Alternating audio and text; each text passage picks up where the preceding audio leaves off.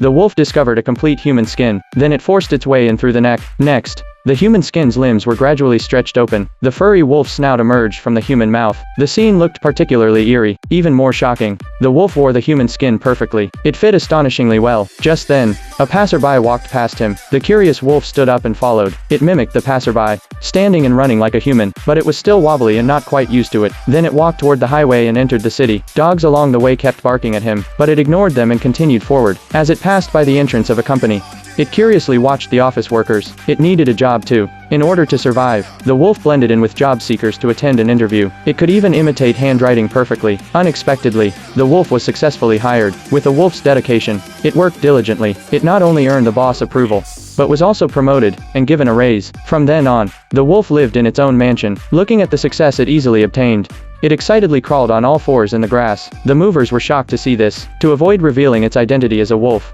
it stood up and motioned for them to continue. Though confused, the workers didn't question it further. The wolf looked toward the distant forest, remembering the days it could roam freely. Whenever it felt exhausted from work, the sight of prey on the wall always reignited its lost wild instincts. Time slowly passed by. The wolf eventually married a beautiful wife, but the lavish cooked food before it didn't stir its appetite, and the puppy in his wife's arms actually awakened its craving for raw meat. So the next day, it went to a pet store and bought a kitten, then hid the kitten in the garage. It excitedly pulled the kitten out, looking at the fresh meat. Just as it was about to feast, an unexpected accident suddenly occurred.